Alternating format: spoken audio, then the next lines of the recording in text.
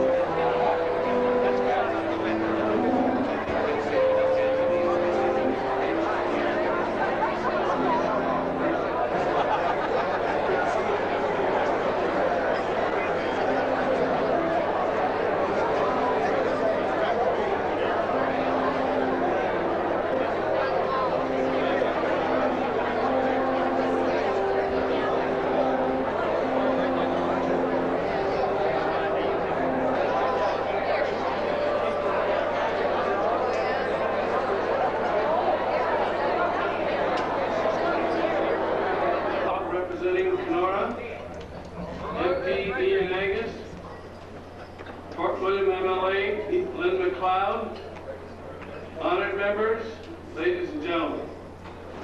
On behalf of the Board of Directors, welcome to our 6th annual induction celebrations. Allow me, for a moment, to express my sincere thanks to the following people who have helped me during the dinner organization. To Diane Emery and staff who did it all. To Mary Melleys for her complete dedication and all her volunteer work. To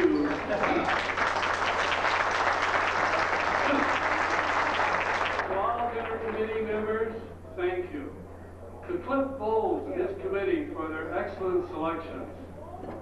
To Bob Ferguson, who has taken time from his busy schedule and accept our invitation to speak to us tonight. To dedicated support of the news media. To the Royal Canadian Legion, the Board of Education, the Province of Ontario, the Hornet Sports Centre, and all our corporate sponsors and advertisers who assist us financially year after year.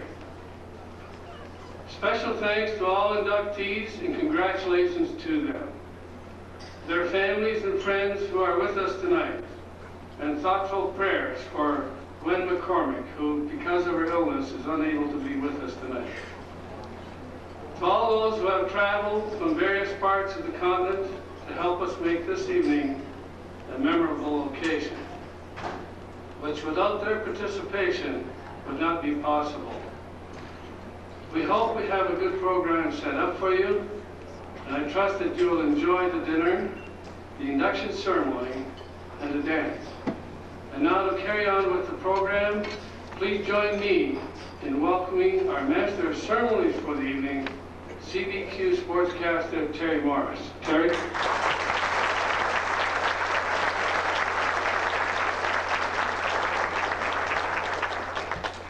Thank you very much, Fred, and I'm very happy to be here tonight with my wife, Dorothy. We've attended all the functions before the last one. We're very happy to be here tonight. For those of you who may be wondering where Lloyd Gilbart is tonight, Lloyd did such an excellent job last year. Well, Lloyd and his wife are off to in China right now. He apparently has got a big award by the Ford Motor Company for his dedication to the company, and they're sending him on a free trip to China. And I talked with Lloyd before he left. He said, Terry, while you're emceeing here in Thunder Bay, I'll be in China standing tall. Anyway, we'd like to get along with the proceedings tonight, and we call upon Denise Kursiva to sing O Canada. Would you please stand?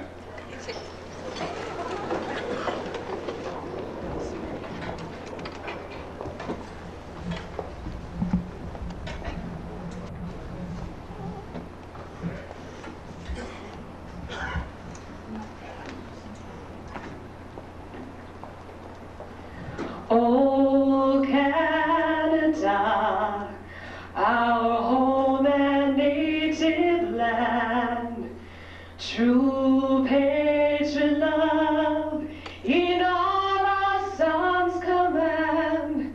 With glowing hearts we see thee rise, our true north strong and free. From far and wide, oh Canada, we stand on guard for thee. God keep our land glorious and free. Oh Canada, we stand on guard for thee. Oh we stand on guard for thee.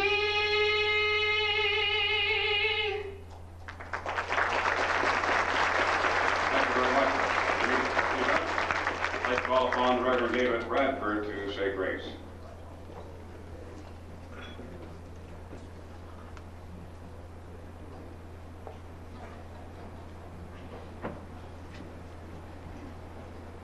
Let us pray. In the name of the Father, and of the Son, and of the Holy Spirit.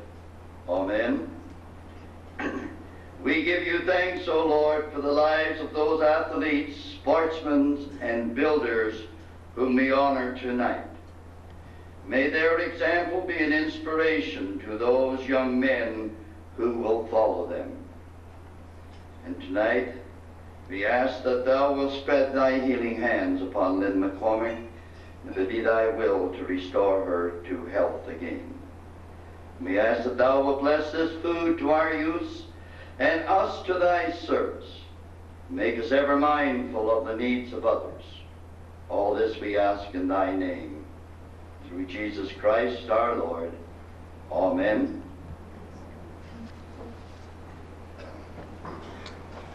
Please remain standing, and we'll call upon the chairman of the Metro Council of the Royal Canadian Legion, and his name is Ed Jakubowski, to toast to the Queen.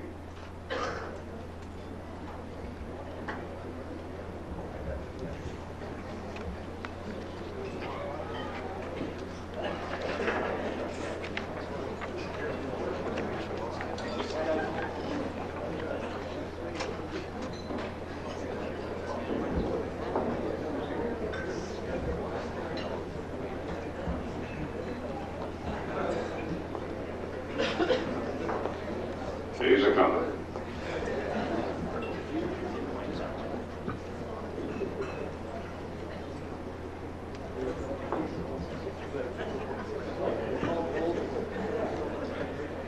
Ladies and gentlemen, please join me to toast to Her Majesty the Queen. The Queen. Thank you. You may be seated now, and we'll be eating. But one thing before we start eating, how about those jays, eh? How about a jay?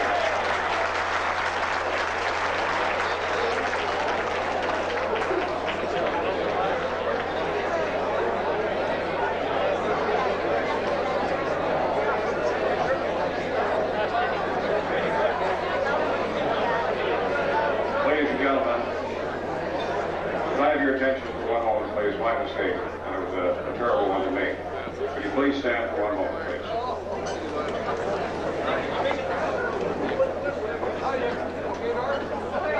We'd like to have a moment of silence, remembering those who have passed on since we last gathered, particularly Gordon Houston, a former inductee and friends of many here.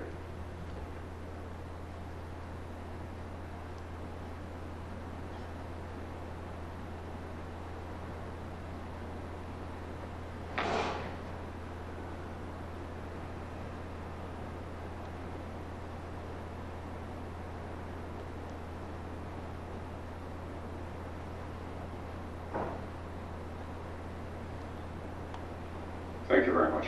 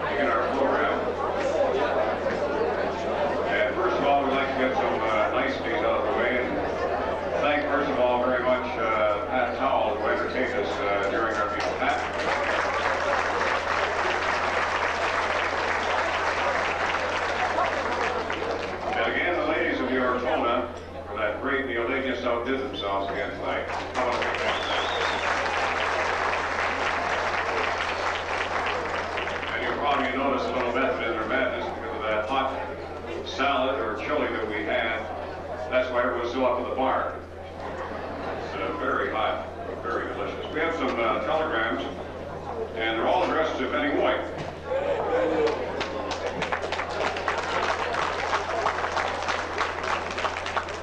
So we'll tell you about those right now. This is from Tom and Annabelle Terry, I believe it is.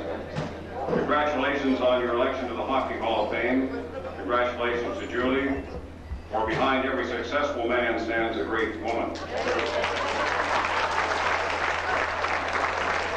wish we could be there with you to celebrate. All our love, Tom and Annabelle Terry. Another letter comes from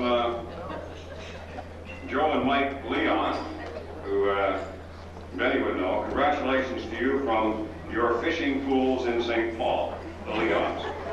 Benny, both Mike and I, along with our families, congratulate you on your day of induction in the Hall of Fame in Thunder Bay. Such recognition, especially by your peers, is a magnificent and, no doubt, well-deserved tribute.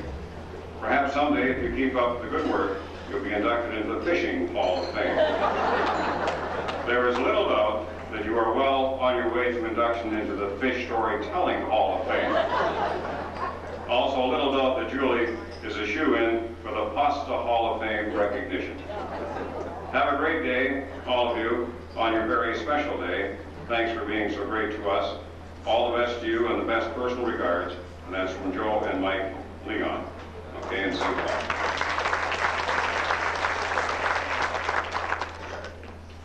Another very special one. This comes to Benny Woit. Congratulations, Dad. All my love. And that's from Debbie from Tulsa, Oklahoma.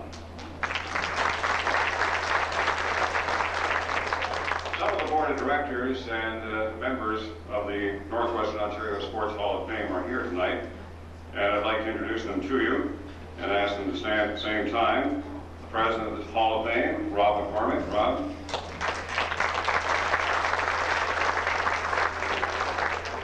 Our past president, Bones McCormack.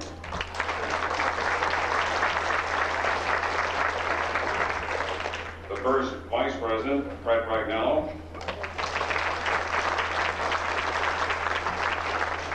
The second vice president, William Mocamella. That's Bill Mocamella. This is no need to be formal.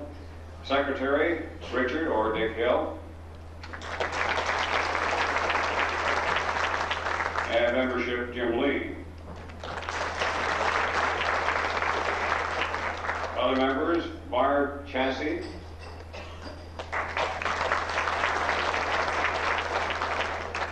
My high school coach, Ted Murphy.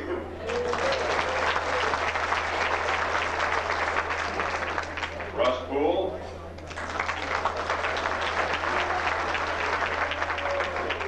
Larry Sampson. And Lawrence Timko.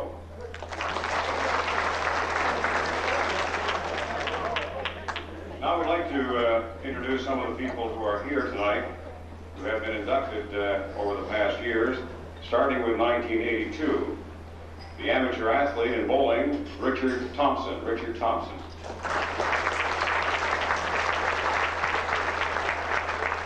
The 1975 Open Mixed 5-pin World Champions, Jim Lee and Lucille Ball.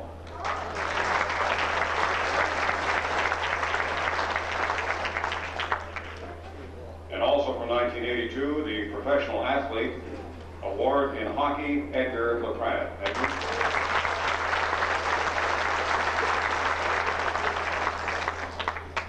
Now looking at members of the 1939 Port Arthur Bearcats Allen Cup champions, that was in 1983, that's when they were inducted. First of all, Edgar Lappage again, Edgar. Bert Lappage.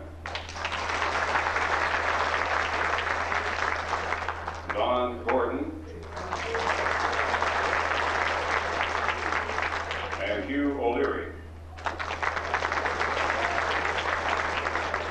Also in 1983, for the 1958 Fort William Redskins, Canadian champions, Rob McCormack. The amateur athlete in baseball, Ole Sutton.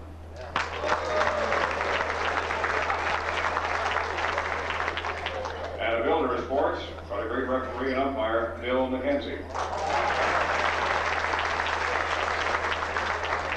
Now moving on to 1984, in the Builder Sports category, Lorne Allard. Lorne?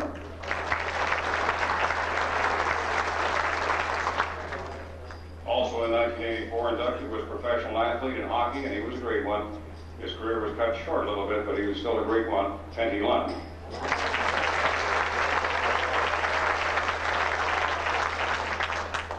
And from the Todd curling rink, the schoolboy champions, Dr. Neil McLeod. Now turning to 1985, the 1952-53 Kenora Thistles, Canadian International Hockey Champs, Vin Gallagher. Vin?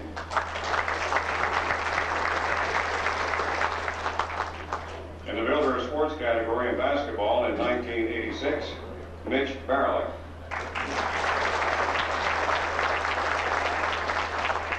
Also in 1986 for the 1961-62 Marathon Mercuries, the Canadian International Hockey Champs, Ed Boland.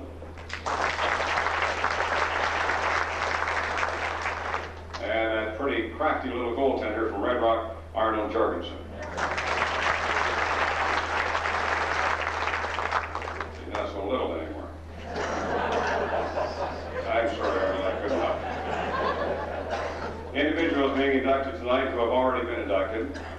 Dave Bragnell for the 1964 Fort William Nationals.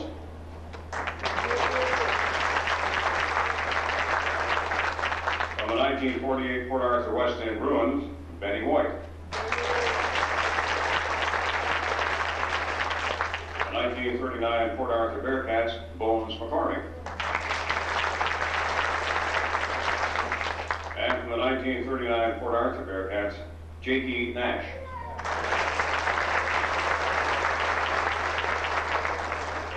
And if we've forgotten anybody, would you please stand? And if you do stand, you won't be able to see it because I've got this light in my eye anyway, but if you please stand. If we have missed anybody who was inducted over the last 5 years who was here tonight, please stand. No? I got everybody? That's good. Okay, let's have a big hand for our previous inductees.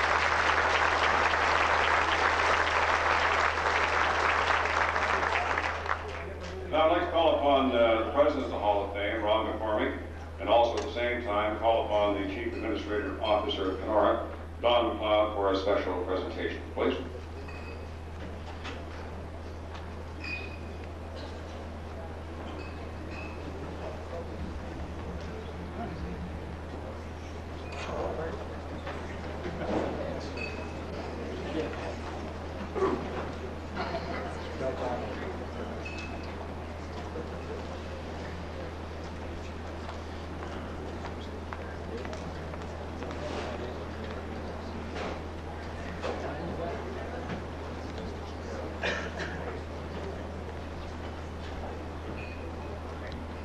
Thank you, Terry, and good evening, ladies and gentlemen.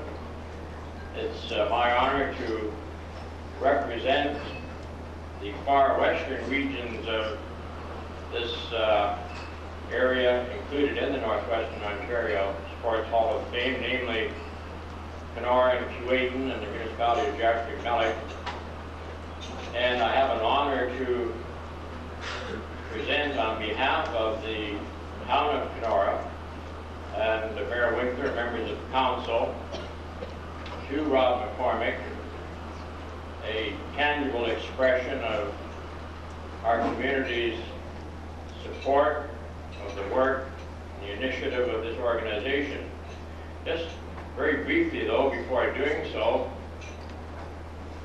I think it would be very appropriate for me, on behalf of the west area of this province, extreme west area of Northwestern Ontario, to congratulate the board of directors of this organization and the staff and those who have been inducted for the very paramount position that they have brought to particularly the city of Thunder Bay, but all of Northwestern Ontario, in this rather unique and some of us feel outstanding contribution to the betterment of sport in Canada, and of course particularly in the Northwestern Ontario region.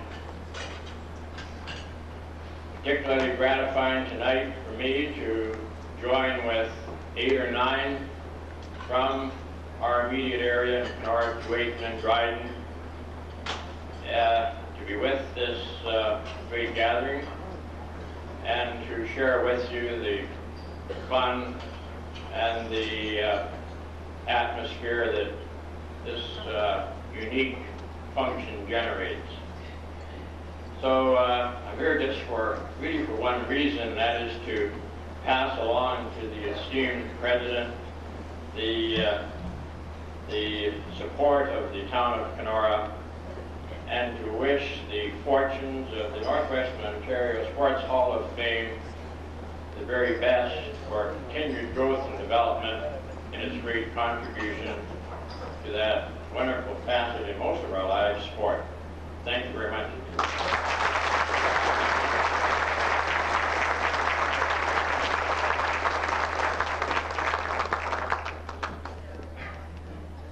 Thank you, Don, for your generous contribution.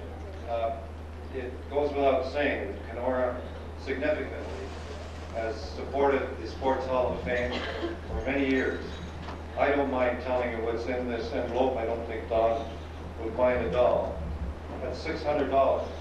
We do it every year, and we do it gratefully and helpfully, and we appreciate it so much. Because without it, we wouldn't be able to put on a dinner like this or to keep the Sports Hall of Fame open. Thank you.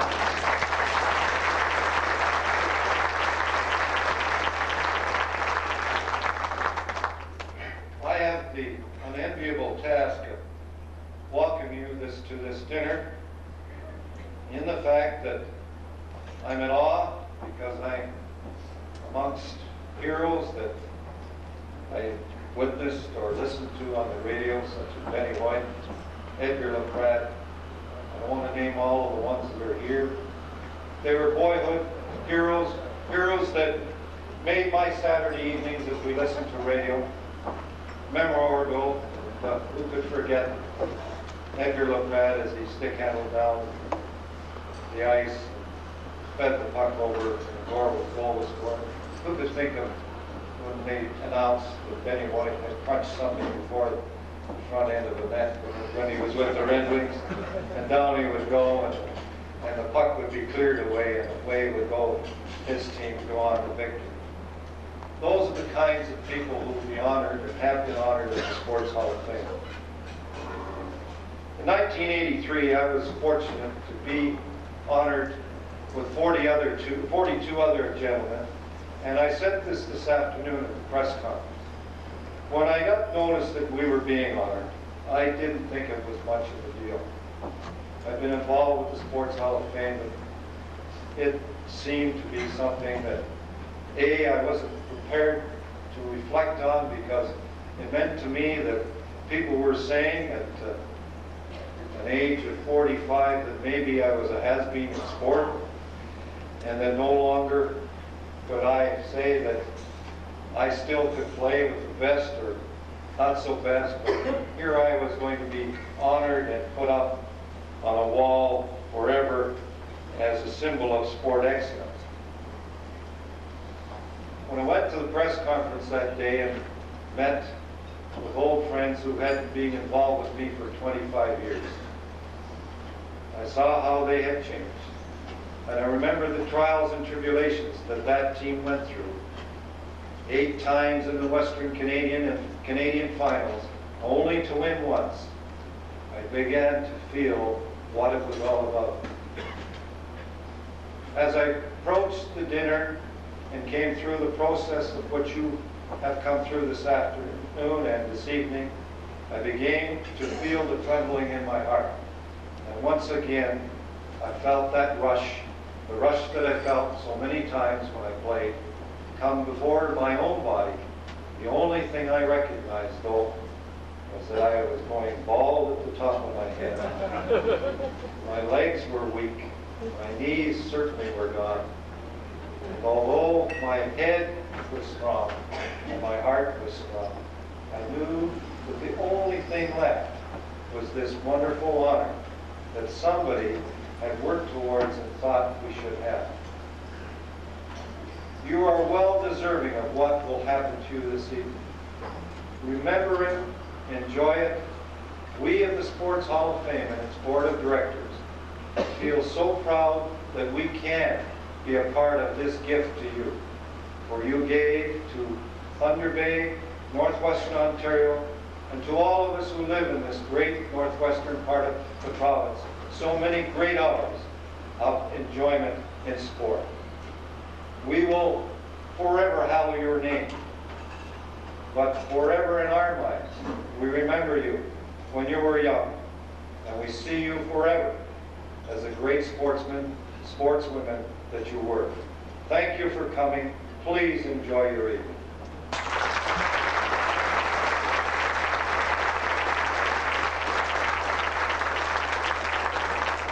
Thank you very much, Bob. I'd like now to call upon greetings from Mayor Jack Masters, who will also be part of the 74-75 Thunder Bay Twins team tonight, and also very still joyous about a Liberal win. Would you please welcome Mayor Jack Masters?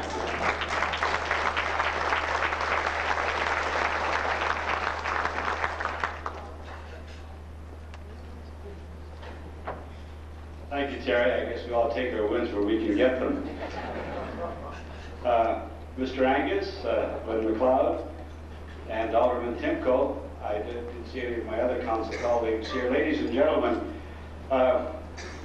before I wear my mayor's hat, may I just say on a personal note how proud I am to be with such a great group of people with whom I've shared many an experience. The road wasn't easy. It never was intended to be, but it sure was fun, and it sure has been memorable, and it's great to see everyone tonight. On another note, the Northwestern Ontario Sports Hall of Fame should be remembered that it is Northwestern Ontario, and there have been many great athletes and many great teams from Thunder Bay itself, but equally we have had the same kind of result in Northwestern Ontario. And besides the fun of sports and the things that it does to bring us together, the important thing to me is that we strive for excellence and we do it together, and it brings us together. So for that reason, I really and truly salute the Sports Hall of Fame, and I'm a little chagrined to note that we as a city, while we love what you do, have not been as participatory, Rob, as we might have been and perhaps should be. And if my council colleagues agree, maybe we can rectify that thing so that we can truly share in the glory of the Northwestern Ontario Sports Hall of Fame. May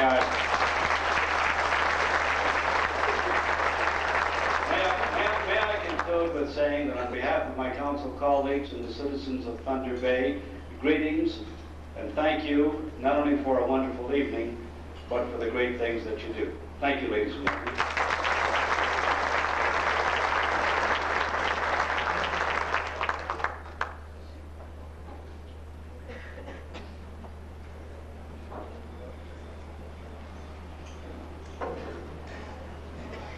We just lost a check, folks. Don't get excited. You have it somewhere. Thank you very much, Mayor Jack Masters. You realize, Rob, that that's the closest that Mayor Masters said that money will be coming. Very close. I don't want to put words in your mouth, Mayor Masters. But we'd also like to call upon our MP for the riding, Ian Angus. Ian Angus, please.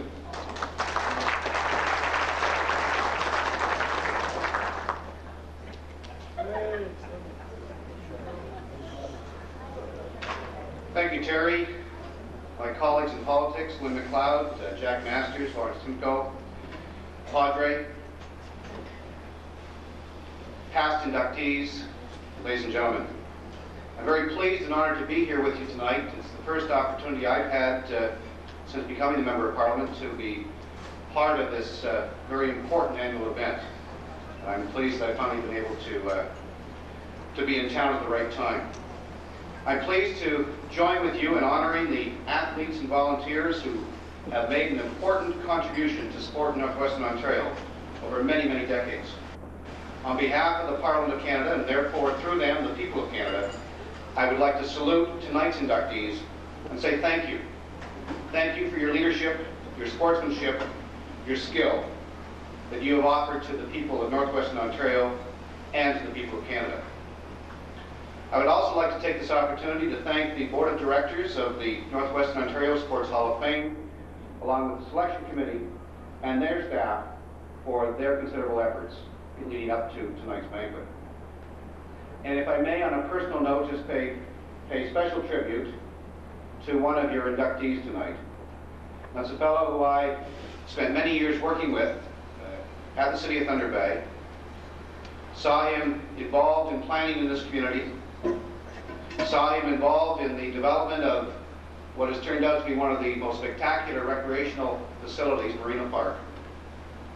And I am talking about my good friend, Bones McCormack. And I can't think of anyone else who is more deserving to be inducted.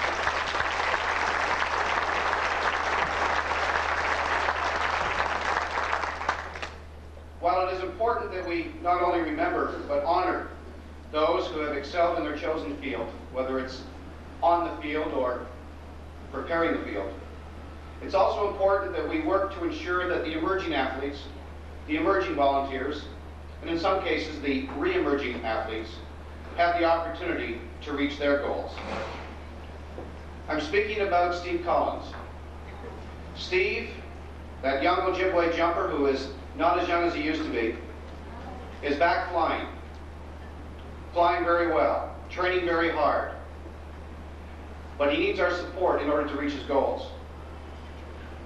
A fellow by the name of Gary Zeman out of Edmonton, who is a publisher of a book on Native athletes in Canada, is engaged in an effort to raise $6,000 in order to allow Steve to have the necessary coaching, have the necessary travel funds in order to regain his berth on the national ski team. You've seen write-ups in the Chronicle Journal. The City of Thunder Bay has contributed $1,000 to the fund. It's now at $2,200. We need some more money. I would like to encourage you as individuals, those of you who are members of official organizations in this community, to consider supporting Steve in his quest to regain the imagination of this country and the world. Those of you who wish to participate, my office on May Street is available for you to process your checks through to the National Ski Team or the Canadian Ski Association in order to support Steve. As a community, it's important for us to work together, as the founders have done, as the individual athletes have done, as the teams have done over many, many years. I'm pleased to be here tonight to join with you in this celebration, and I know that as a result of the work that's been done in the past and in the future, that we will continue to place our people from Northwestern Ontario, on the national stage to allow them to excel. Thank you very much.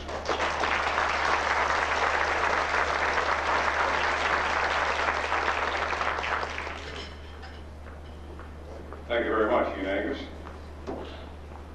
To bring greetings on behalf of the Ministry of Tourism and Recreation, is Minister John Aikens, Province of Ontario. I'd like to call upon newly elected Lynn McLeod. Lynn McLeod.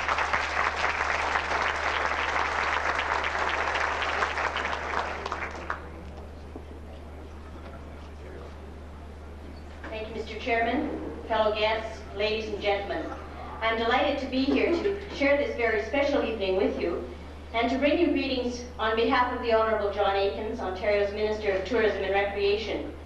It's actually a double pleasure for me to be here this evening because, as you all know, a member of my family was inducted into the Sports Hall of Fame not too long ago. And as I mentioned to several people when I was asked to be here tonight, I had to miss that evening when Neil was inducted into the Sports Hall of Fame. So this is both an honor for me, and it's also by way of an atonement for having had to miss that very special evening for us 2 years ago. We do have some terrific sports talents in our region. Tonight, we're recognizing those who have excelled and who have achieved sports fame. But more than that, it's important to recognize that we are recognizing them here in our own region. And by inducting them into our Northwestern Ontario Sports Hall of Fame, we are paying tribute to the important role that sports and recreation play in building our towns and cities and their spirit. That same spirit, determination, and volunteerism that runs so much of our sports network often branches out to build other aspects of our community life. And the friendly rivalry between our towns and their teams builds community pride that translates into other kinds of achievement. We hardly need more proof than than Thunder Bay's own Mayor, Jack Masters, who is himself an inductee this evening. So I would like to offer personal congratulations to all of the inductees this evening, and to relay equally hearty congratulations from the Minister of Tourism and Recreation, the Honourable John Aikens. Thank you.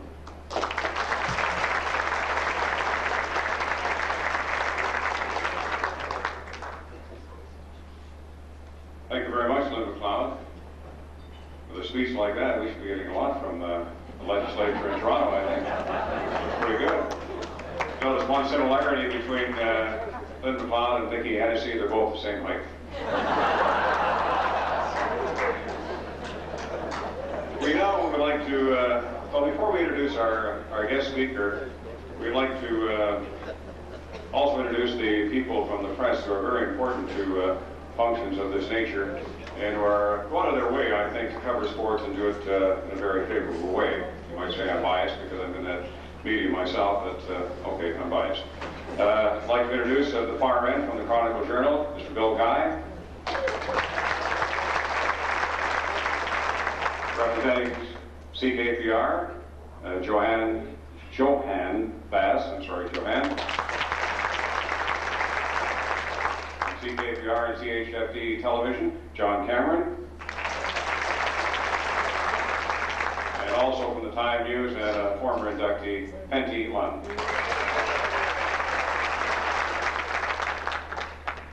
Now I'd like to introduce our guest speaker tonight. Bob Ferguson is our guest speaker. Bob hails from Ottawa and covers sports for the Ottawa Citizen.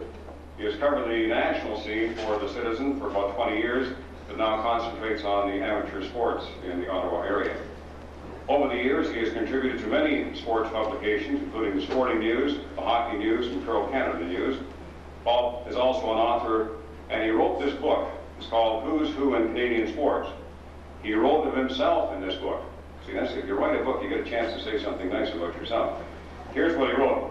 Bob Ferguson, for more than 30 years, a sports writer with the London Free Press and the Ottawa Citizen, has drawn on that experience and a tenacious desire to keep Canadians aware of their sports heritage to compile this valuable reference. It's a nice glowing report of himself, isn't it? Anyway, I think, I was thinking also about writing a book, and I thought it might be called, a book called Broadcasters I Have Known, and my name would appear between Peter Jennings and Edward R. Murrow, so that way. There is no truth, of course, to the rumor that Bob Ferguson wanted the Ottawa Rough Riders on the table during the free trade talks. I don't think that's true at all. Bob Ferguson is a great statistician and has a great interest in them. That interest, of course, is not shared by Bobby Bragan of the Milwaukee Brewers. Bragan said, "Say you were standing in 1 foot in the oven and 1 foot in an ice bucket. According to the percentage people, you should be perfectly comfortable."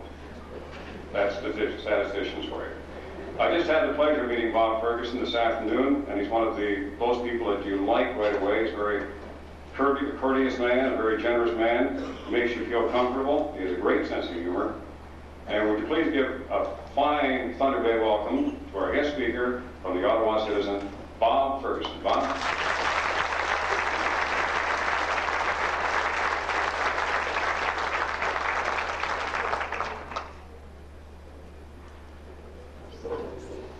Oh, with an introduction like that, I don't know what to say. Except I didn't write that script.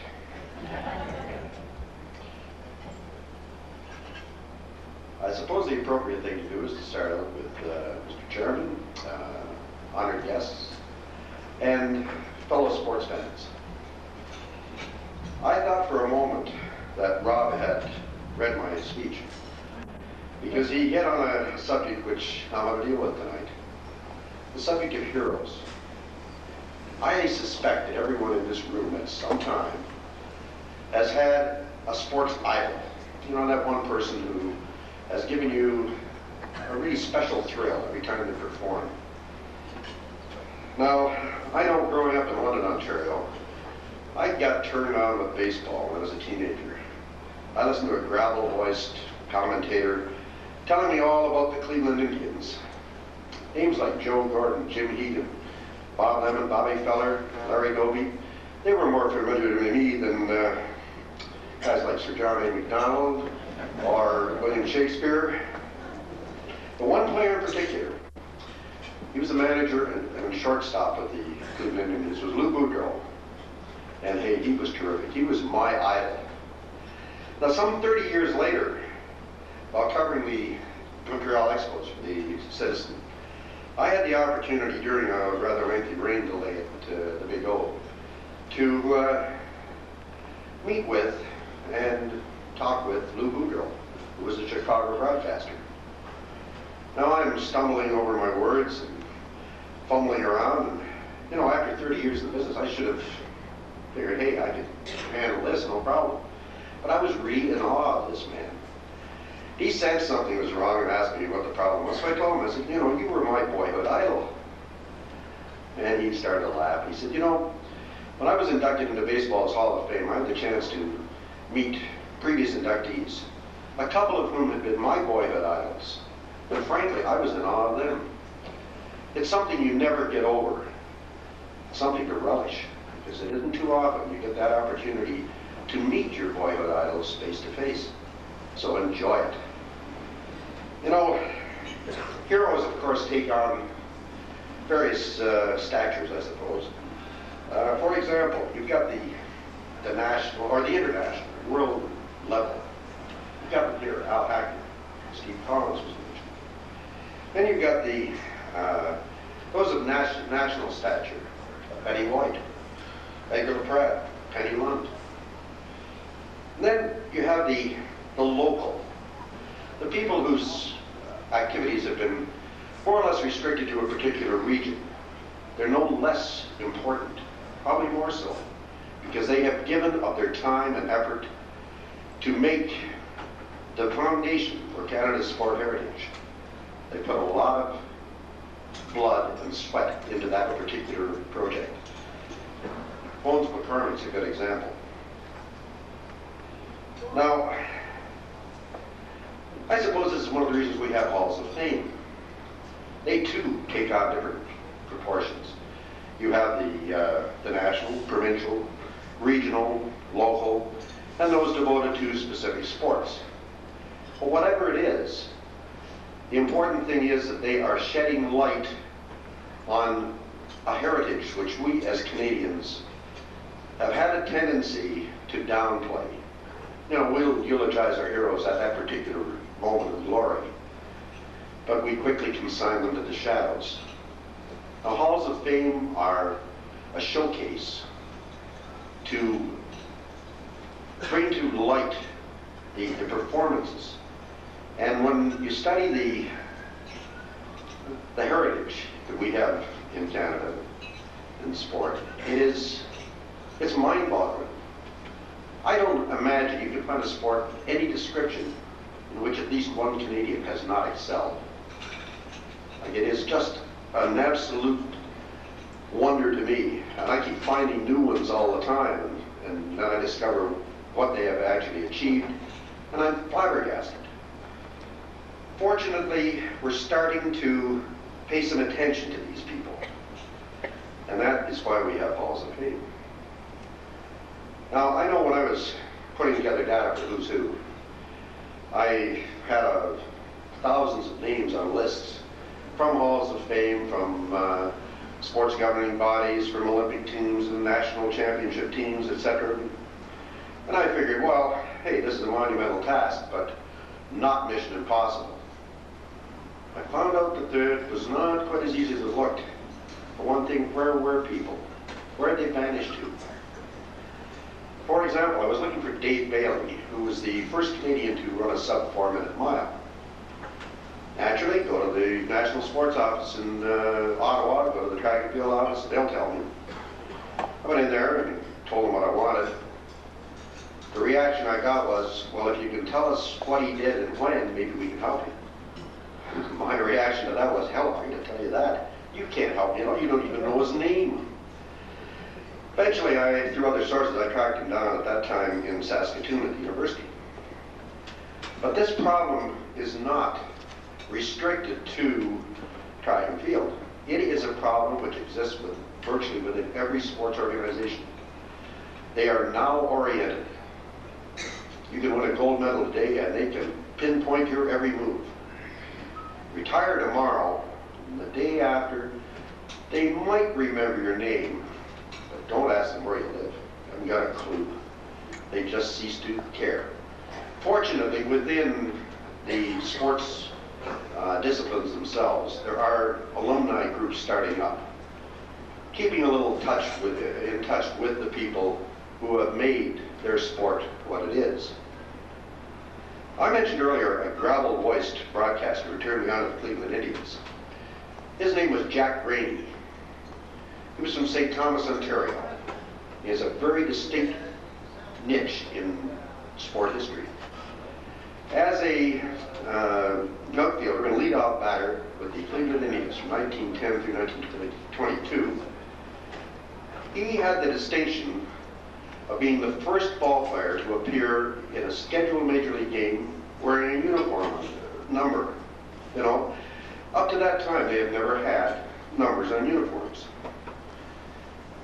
He also was the first batter ever to face a young Boston left-hander when the future home run king Babe Ruth broke into baseball. He also was the first former ball player to become a play-by-play baseball broadcaster. And that's three pretty impressive firsts for a Canadian. In 1984, I'm sure we all received a euphoric fix when our athletes did so well in Los Angeles at the Olympics. We know that Linda Tom made history by becoming the first woman to win a gold medal in shooting. However, do we know who the first Canadian to ever win a gold medal of any kind in the Olympics was? His name was George Horton. Came from Strathroy, Ontario, and he won the 2,500 meter steeplechase in the 1900 Olympics. He was competing for the American Olympic team because Canada did not field a team until 1904. Now, we seldom think in terms of golf and the Olympics in the same way, because it just doesn't happen. Well, it did happen in 1904, and the only gold medal ever awarded in the Olympics went to a Canadian, and that was George Seymour Lyons of Richmond, Ontario. And we've got teams that, at some time or other during their existence, could be considered dynasties.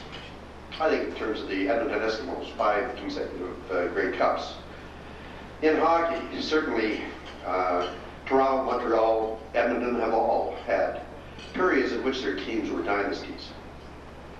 But you know, they were all pikers compared to a group of female basketball players. I refer to the Edmonton Grads. They existed from 1915 through 1940.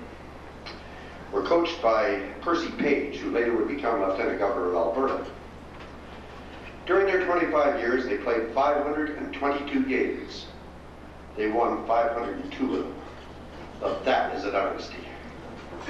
But consider this. Had it not been for another Canadian who in 1891 invented the game of basketball, they would never have achieved that. That, of course, was Dr. James Naismith of Almont, Ontario. Another thing about the grads, I was having difficulty locating them because I had their names, but they were their maiden names. And hey, women get married, they cease to exist as far as maiden names are concerned. I was complaining about this during a conversation in the corner at the Sports Administration Center in Ottawa. A woman passing by overheard my plight and politely interrupted and said, I had an aunt that played on that team. I have an address if it would help. Hey, the light went on. Suddenly, I got a link to an area that I thought I'd never find. So I contacted the woman. It turned out the grads were having a reunion in Vancouver that year. So I sent out my questionnaires, got them all back, and suddenly a big piece of the jigsaw puzzle would fall into place. And I had this brought home to me about women in marriage, rather dramatically and rather frustratingly.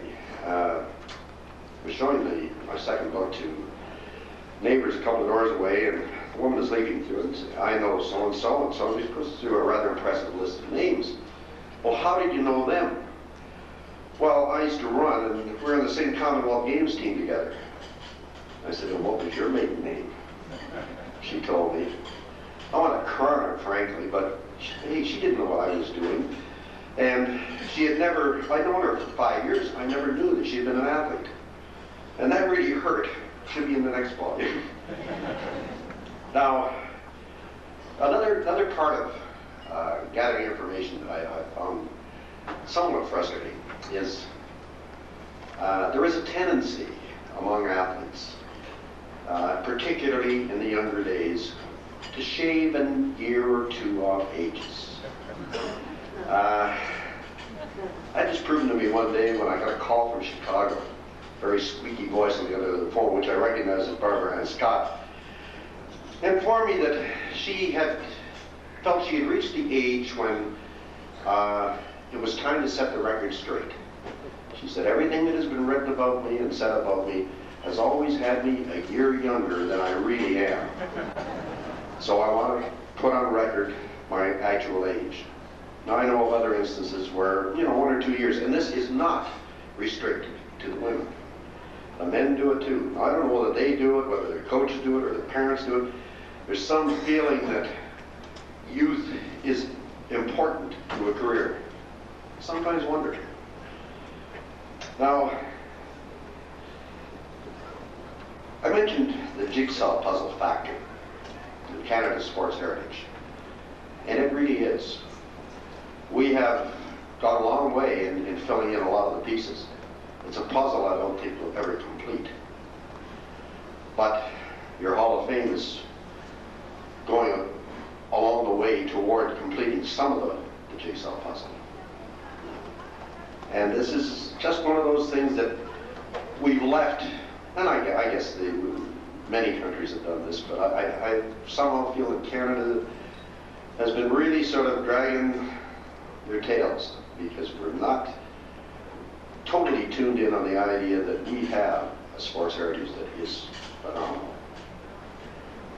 Now, one area, for example, a high school, or rather a former sports writer in London, now retired, told me about a group of retired high school phys ed teachers and coaches who have gotten together with a little assistance from Heritage Canada to compile a history of sport in the high schools in London and District.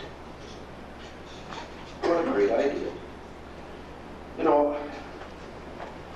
Not only are they doing something constructive, but they're actually reliving their lives, because many of these people actually helped create this history. And they're having a ball. They're going through annuals and newspaper clippings. They're even going through storage rooms and cupboards in schools and uncovering trophies that haven't seen the light of day for 20 years. And it is really quite phenomenal. I was so intrigued, I mentioned it to a similar group in Ottawa, and they have put the wheels in motion to do the same thing. What about Thunder Bay? Somebody here want to take up that challenge? Because, somewhere up the track, I can envision a Canadian high school sports hall of fame. What better idea?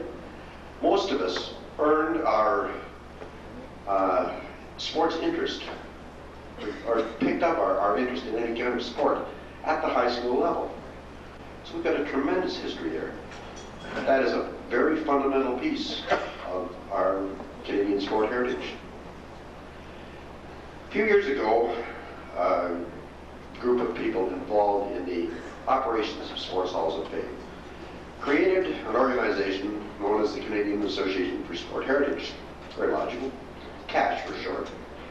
We have a shortage thereof, but I mean, that's one of those things. Now it is made up, as I say, of various halls of fame, such as yours.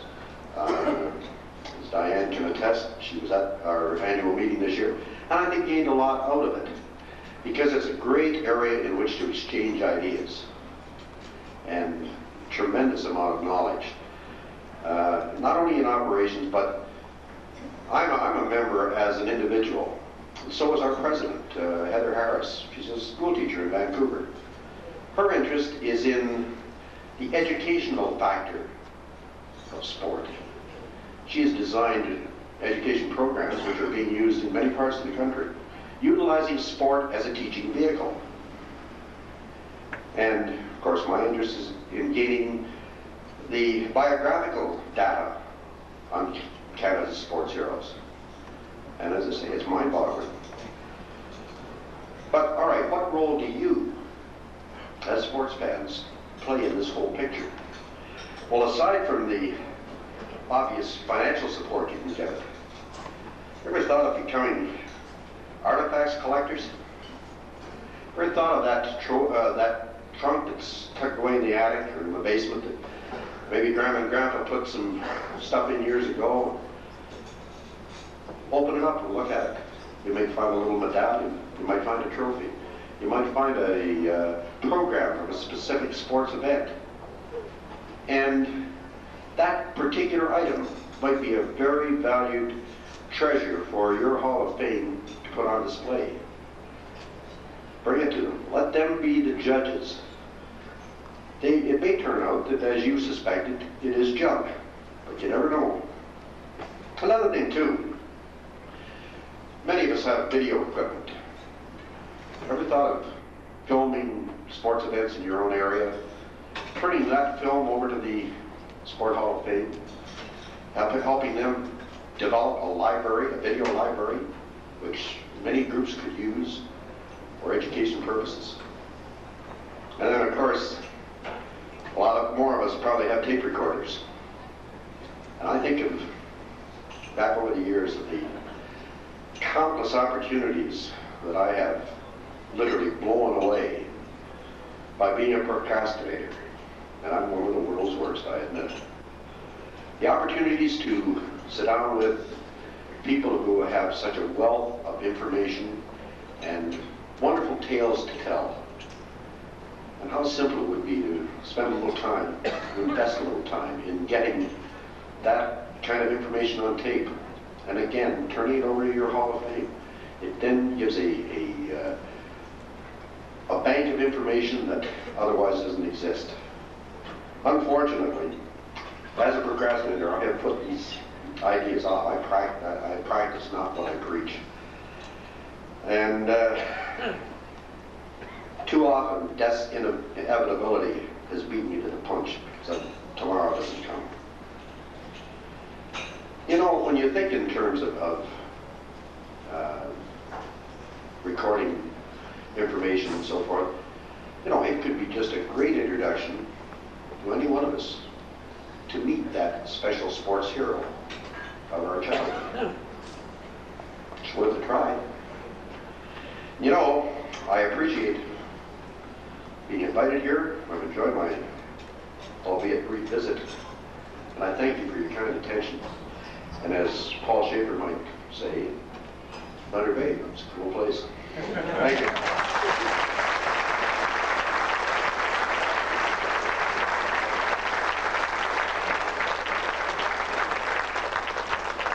Thank you very much, Bob, for sharing your great knowledge of Canadian athletes and Canadian sport. And we accept the challenge, and we'll certainly come back with that. Again, thank you, Bob Ferguson. We're going to take a brief, maybe 10, 15-minute intermission, and then we'll continue with our induction ceremonies.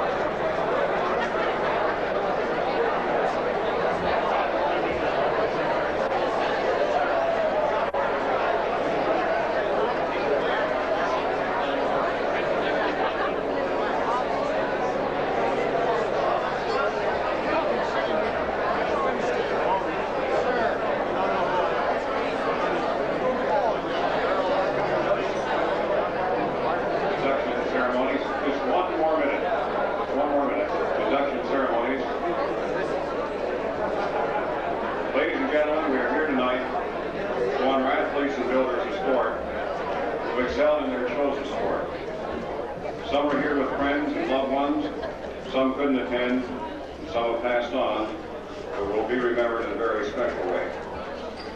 Although these athletes reached the top of their sport, victory didn't come easy.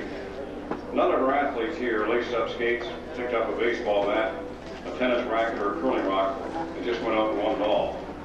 Practice, hard work, frustration, and sometimes tragedy was also theirs. But they had the mettle to persevere and were determined to reach their goal. They realized that in team sports, the team was most important. They learned to come together as athletes, friends, and sportsmen, and that together they could get the job done. And that's much the same spirit shown by our communities in Northwestern Ontario, that by pulling together, we can all share the benefits of our endeavors. Without friends and loved ones to share our accomplishments with, the victory would be hollow. So tonight we celebrate with our athletes. Theirs is the victory, but the game was played with integrity, honesty, and sportsmanship. Congratulations, athletes and builders.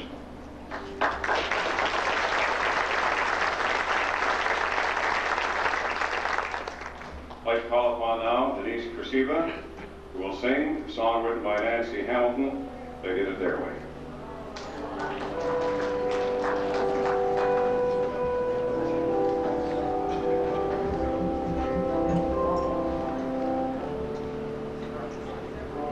And now the night is here. You've come to town for your induction. We see you standing there, and in our minds all the memories, those days you played the game. You played so well that we can now say we're glad, we're oh so glad they did it your way. We put you in a place where you will be so extra special. Your name for all to see will proudly be in our collection. We want for you to know how fun it was back in the old days. And yes, we're all so glad you did it your way. What is a man? What has he got? If not himself, then he has not to say the things he really feels, and not the words from one who steals. The record shows they took the blows and did it their way.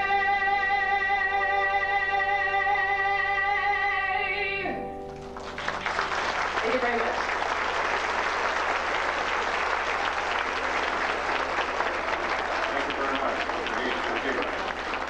We're going to start our inductions with the 1936 Canadian Olympic hockey games.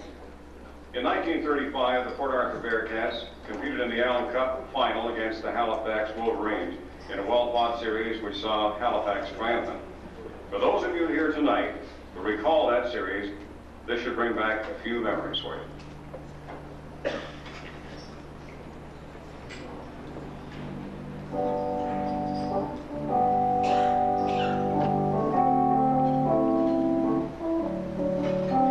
High folks, are you listening? Bearcats gates, they are whistling. A tune you all sing, here's the name of the thing, bringing home the Allen Cup. Their hearts are just aching to bring home the bacon. They'll go singing along, singing the song, bringing home the Allen Cup. There's Jackie Berry, Bud, and young Ray Milton, Haggerty, Deacon, Sagan, Bearcats and number 2. Sink the tones and Hume and in the bottom. Hey folks, what a lovely crew. All the world's gonna stare at. Parties on of the Bearcats. They'll go singing along, singing this song, bringing home the Ellen Cup.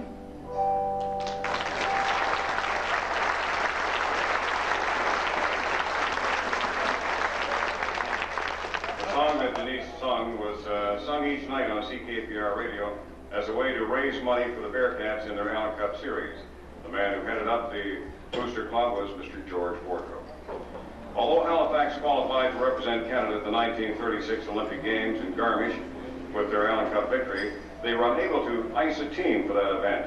Canadian Amateur Hockey Association made up a Canadian Olympic hockey team, which was comprised of Eastern Canadian players, as well as 8 players, a coach, trainer, and manager of the Port Arthur Bearcats. Canadian squad entered the Olympic Games, winning their first round of play with 3 decisive wins against Austria, Poland, and Latvia, scoring a total of 24 goals and giving up only 3.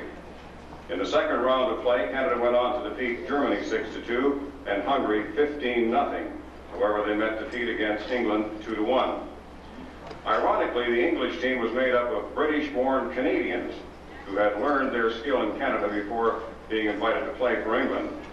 2 of those players had actually learned the game in Northwestern Ontario.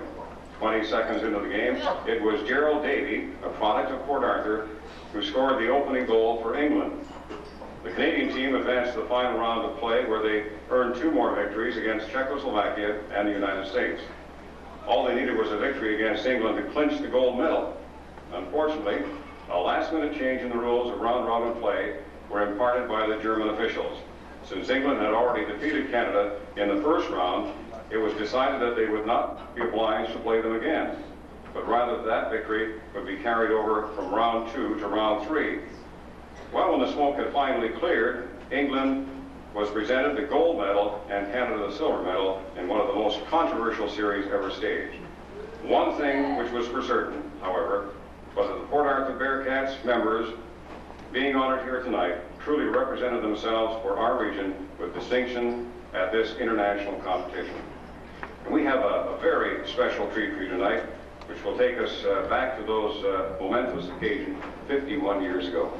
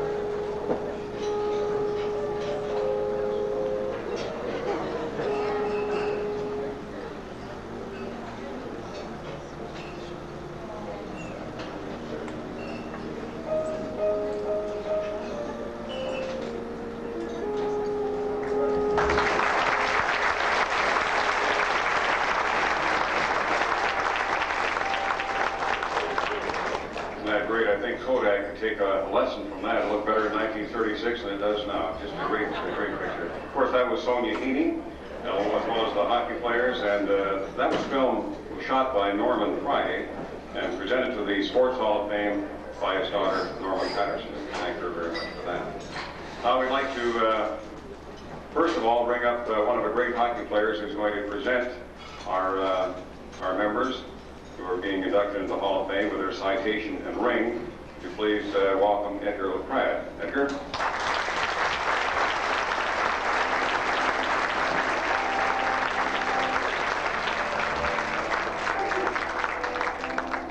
Now, representing the 1936 Olympic hockey team, Ray Milton. Ray Milton.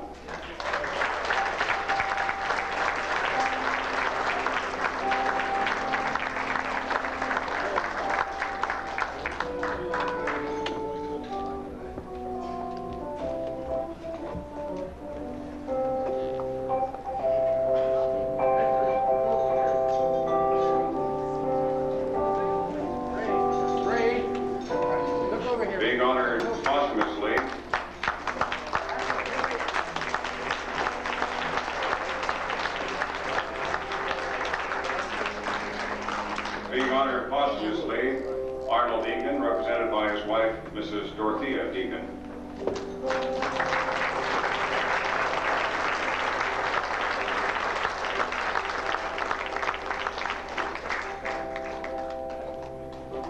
Also being honored posthumously, Norman Friday, presented by his daughter, Mrs. Norma Patterson.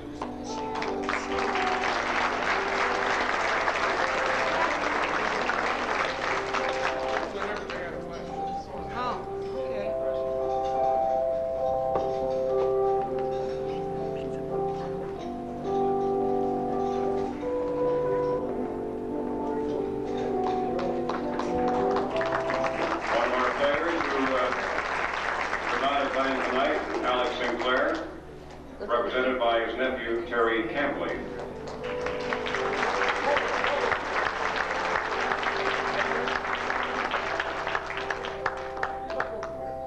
Other players who were unable to attend tonight, Bill Thompson, Gus Saxberg, and Jimmy Haggerty.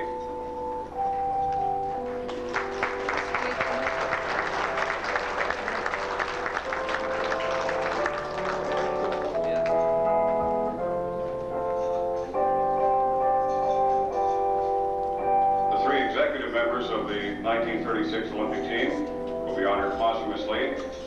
Malcolm Cochran, he was the manager, represented by his daughter, Jane Jones. Right?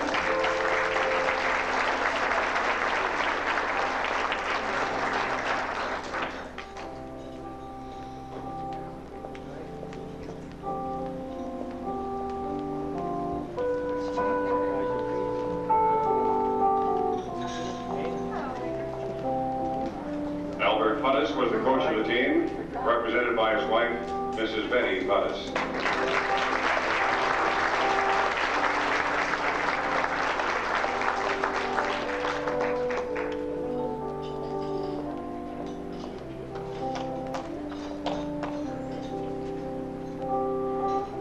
And one other member being honored posthumously, the trainer of the team, Scotty Stewart.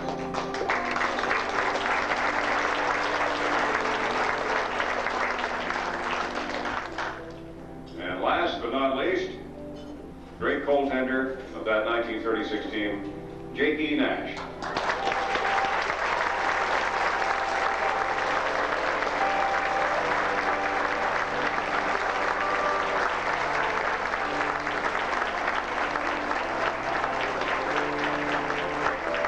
Ray Milton and Jackie Nash will represent the team up here on the stage. Would you please welcome into the Northwestern Ontario Sports Hall of Fame members of the 1936 Olympic hockey team. We'll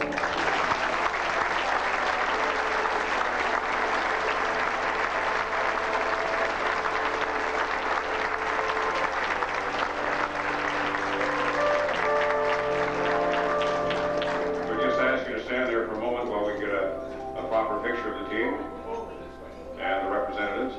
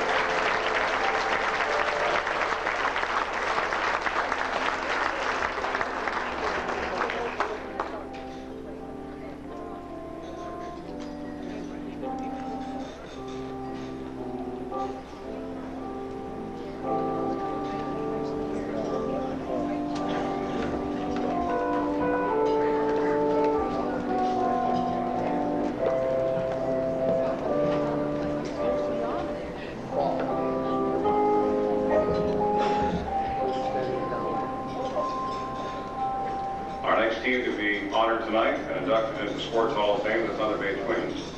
Thunder Bay Twins were formed in 1970 with the amalgamation of the Port Arthur Senior Bearcats and the Fort William Beavers.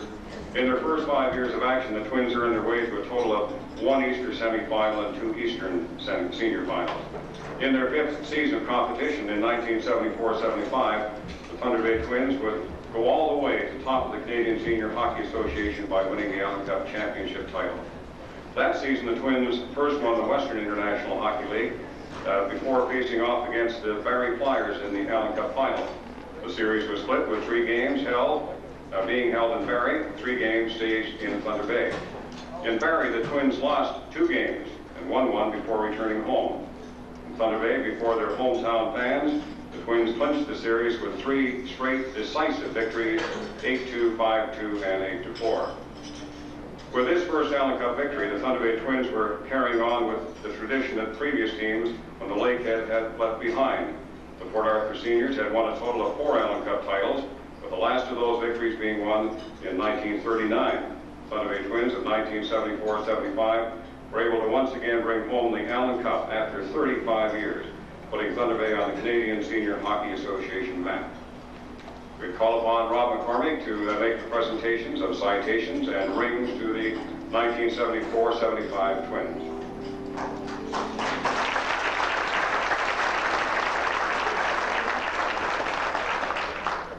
And before we mention our first player, yes, it is appropriate that we call upon Fred Bragnell to present the first citation in the Hall of Fame ring.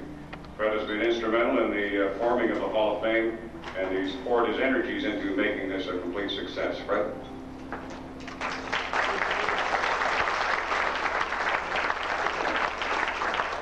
And you realize now why we have Fred up there on left wing. Oh, we're ready? You realize now why we have Fred up there. First player to be inducted from the 74-75 Twins on left wing, Dave Bragnell.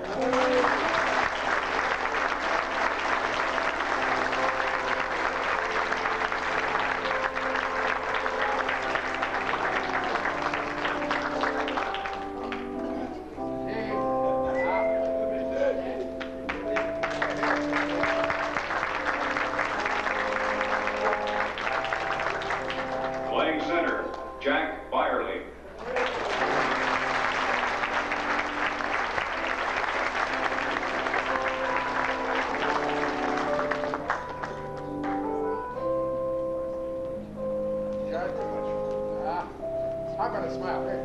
On left defense, Jack Davies.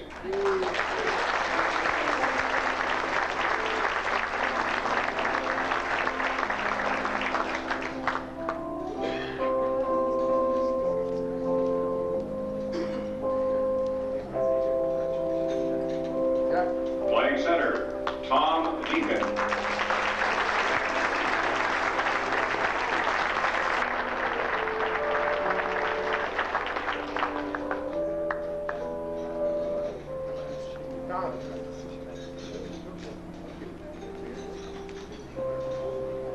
Playing center, Brian DePiro.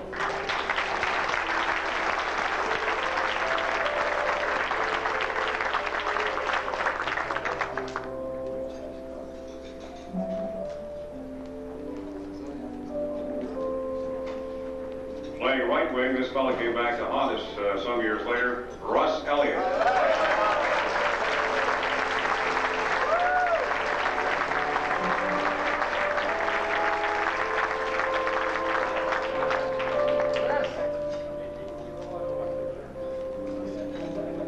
Captain of the team and playing center, Barry Hogan.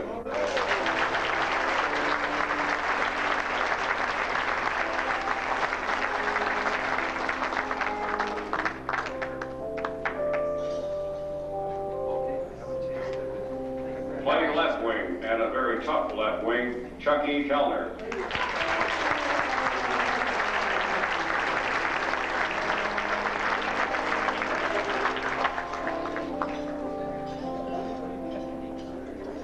Also playing on left wing, they still call him skinny, Gary Lindquist.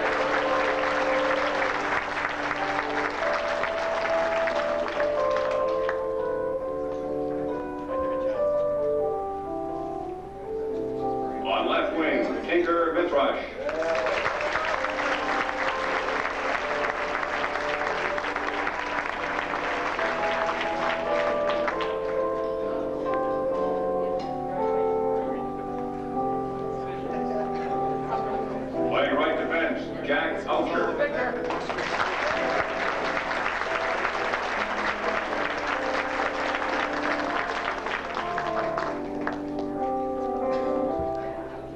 Playing goal, Mo Truman.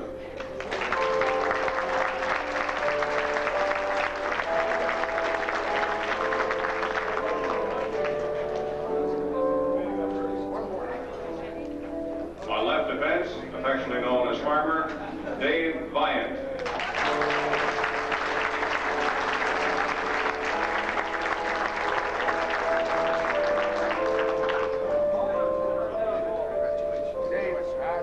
On left defense, Brian Vesio.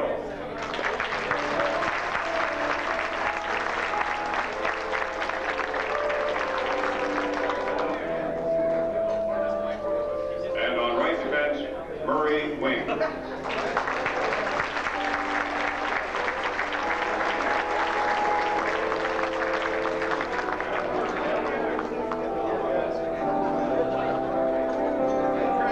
Goaltender Rocky Menard was unable to attend. Let's have a big hand for Rocky Menard.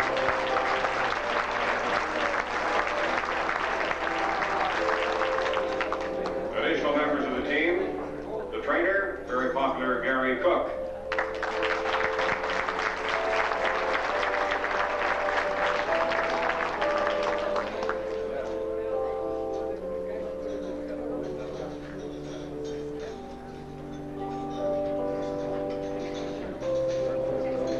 Little technical problem here, folks. I told you to go to college for a course in that.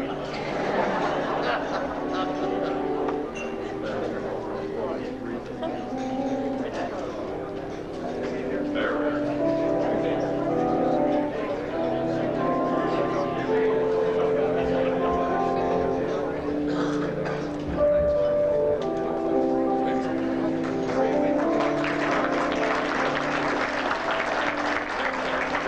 Trainer Vic Fortis.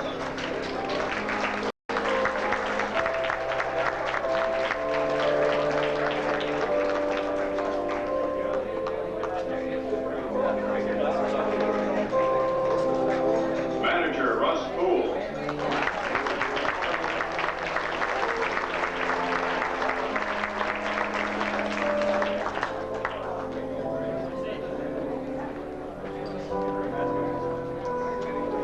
The assistant general manager Jack Yo.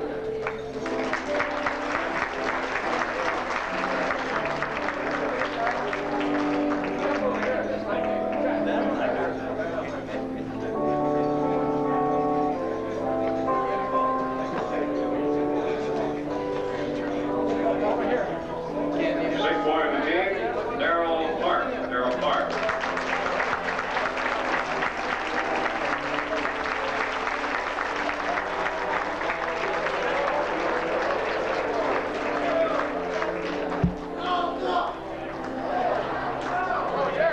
Here comes Daryl.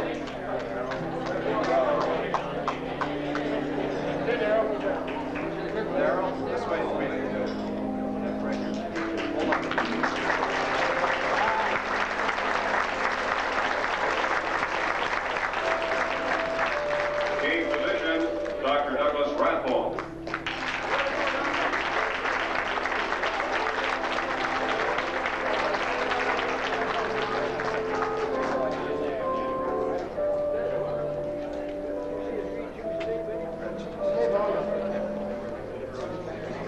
The president of the 1974-75 Thunder Bay Twins, Jack Masters.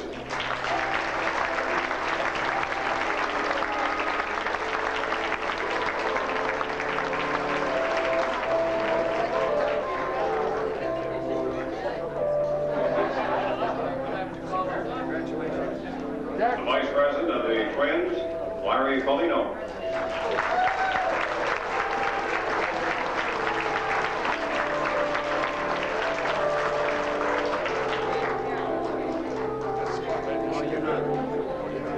Secretary Bob Stenbeck.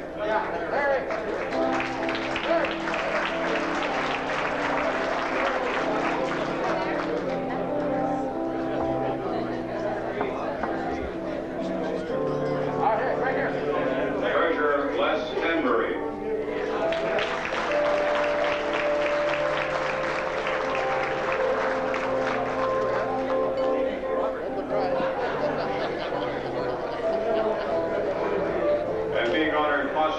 tonight. Bert Slavinsky, represented by his wife, Ann Slavinsky.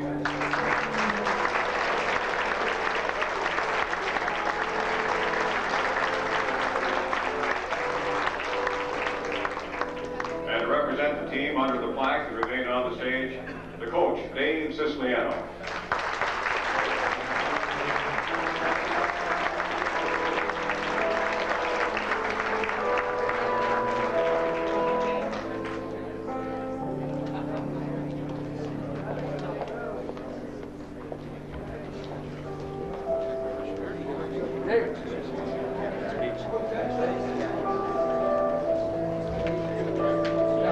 Please welcome into the Sports Hall of Fame the 1974-75 Allen Cup champions, the Thunder Bay Twins.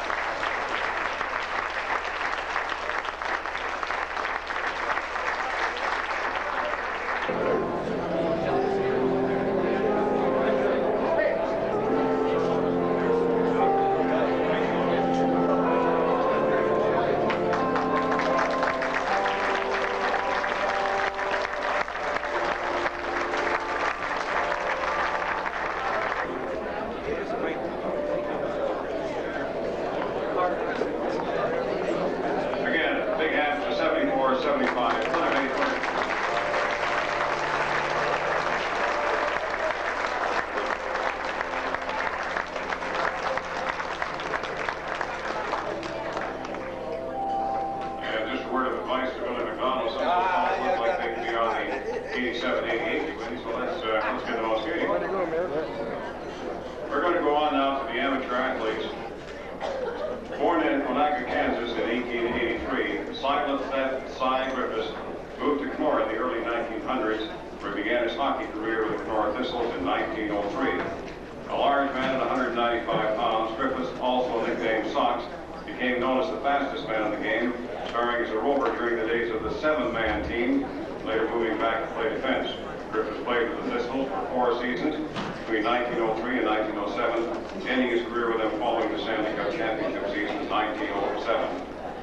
Although being given a first of gold and offers of a fine home by the citizens of Kenora, Griffis chose to move to Vancouver following a cup-winning season where he retired from the game of hockey. This retirement was to be short-lived, however, as Griffis returned to the ice in 1912 when the Vancouver Millionaires of the Pacific Coast League was formed. On this opening night of the Millionaires, Griffis played the full 60 minutes, scoring 3 goals and assisting on 2 others. In 1915, while captain of the Millionaires, Griffis led his team to get another Stanley Cup victory. Griffis remained with the Millionaires until 1918, when he retired from hockey, this time for good. Griffis' athletic abilities were not limited to the game of hockey, as was evident in 1905 when he successfully stroked the Junior 4 at the Canadian Henley Regatta at St. Catharines with Tommy Phillips. Later in his life, Griffis became a champion left-hand golfer and successful 10-pin bowler. It was for his outstanding contributions to the game of hockey, however, for which Cy Griffis will be remembered, having played on 2 Stanley Cup winning teams during his 10-year career, exhibiting incredible speed and hockey sense. Griffis passed away in July of 1950, just prior to being inducted into the Canadian Sports Hall of Fame. Going on now to Tommy Phillips. He was born in Kenora on May 22nd in 1880. For those who could recall the game of hockey as it was played in the early 1900s, would generally agree that Tommy Phillips was one of the greatest hockey players that he had ever seen. His incredible speed, bullet-like shot, and outstanding stick handling and bag checking all contributed to his effectiveness on the ice. Tommy played hockey as a schoolboy in Kenora before going east to attend McGill University. While in the East, Tommy played for both McGill and Montreal AAA, signing with Montreal in the 1902-1903 season. While attending college in Toronto, Tommy helped the Maroons win the Ontario Hockey Association Senior Championship in 1904. In 1905, Tommy returned to Kenora, where he became the captain of the Kenora Thistles, who made two strong challenges for the Stanley Cup in 1906 and 1907. Kenora was successful in their bid for the Cup in 1907. During their first game against the Montreal Wanderers, the Tommy scored all of the goals for his team as they went on to win the game 4-2. During the 6-game series, Tommy had amassed a total of 13 goals, thereby contributing strongly to his team's Stanley Cup victory. During the 1907-1908 season, Tommy played for the Ottawa Cliffsides, who also challenged for the Stanley Cup, and although losing their bid, that year Tommy had managed to score a total of 26 goals in 10 games. Following his stay with the Ottawa team, Tommy went on to play with the Vancouver Millionaires of the Pacific Coast League, where he was to retire in 1912 after a successful 8-year career in the professional ranks, during which he and his team members made it to the Stanley Cup total 6 times, winning the illustrious title for the Kenora Thistles in 1907.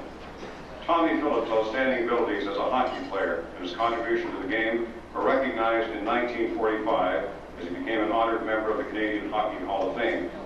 Tommy Phillips passed away in 1923 at the age of 43 in Toronto after removal of an infected tooth. Too early to be passing away for a great athlete, Tommy Phillips. The Tommy Phillips and Cy Griffis will be represented by Tommy's son, James Phillips. He'll represent them up here, so we call upon James Phillips to come forward. Would you please welcome into the Northwestern Ontario Sports Hall of Fame, Tom Phillips and Cy Griffis.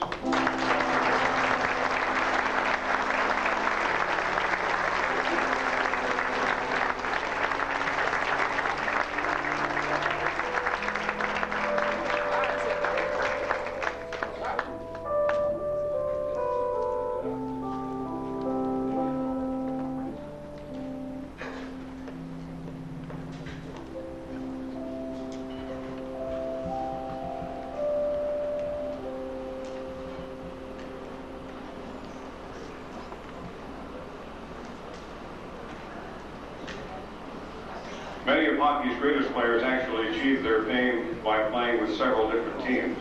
However, William George Billy McGimsie and Charles Thomas Cooper were the exception. Both McGimsie and Cooper played the majority of their career with their own hometown team, the Kenora Thistles. First on to Bill McGimsie. He was born in Woodsville, Ontario in 1880, moving to Kenora with his family when he was just 1 year old.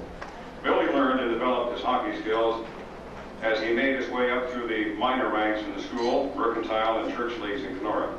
Once advancing to the Thistles, he had to stay with them for 10 years as their center ice performer, and he was a great one. While with the Thistles, McGimsie played in a total of 4 Stanley Cup finals, and although unsuccessful in their first 2 bids for the title in 1903 and 1905, the Thistles won the Cup in January of 1907 with McGimsie at center ice. McGimsie carried on with the Thistles until a dislocated shoulder he received in an exhibition game against Ottawa forced him to retire. It was McGimsie's leadership and talent as the center for the Thistles which truly contributed to his team's outstanding accomplishments in the game of hockey and the early history of the Stanley Cup. McGimsie's contribution to the game of hockey in Canada was evident as he was inducted into Canada's Hockey Hall of Fame in 1962. Bill McGimsie died in Calgary in October the 28th, 1962. Tom Cooper was born in Kenora in 1883 and played with the Thistles in 1901 to 1907. Cooper played his first organized hockey with the local high school team in 1900. This team was so good that they beat the town's senior team in an exhibition contest. In 1901, Cooper moved to the senior club, and in that year the Thistles won the Manitoba and Northwestern Ontario League championships. Cooper was with the Thistles when they competed in their 3 Stanley Cup challenges, winning the title in 1907 against the Montreal Wanderers. In the following season, Cooper played with the Wanderers, who emerged as the Stanley Cup champions. Tom Cooper retired following his season, having played on 2 Stanley Cup championship teams during his 7-year career. He's an honored member of the Canadian Hockey Hall of Fame, having been inducted in 1962. Tom Cooper died in 1960 at the age of 83. We understand that he was just a great athlete up to his very end.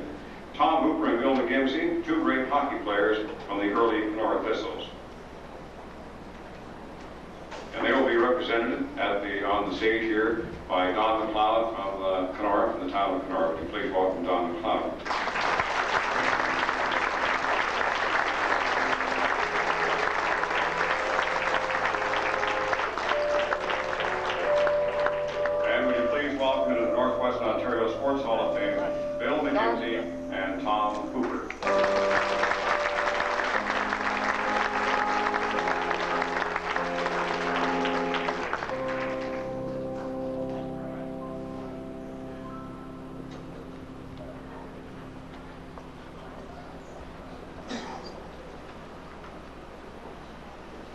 who was involved in baseball in Port Arthur from the 1930s to the 1970s, be it as a coach, player, or umpire, will surely remember the name of Toby Saunders. For the majority of his life, Toby Saunders, whose real name was in fact Thomas, dedicated himself to the development and promotion of the game of baseball. Toby was born in Toronto in 1900 and first arrived in Port Arthur in 1921, following a short career with the Boston Red Sox farm team, the Elmira Colts. While there, Toby played a couple of seasons with the local baseball team before moving on, only returned once again during the Depression years of early 1930s, this time to stay.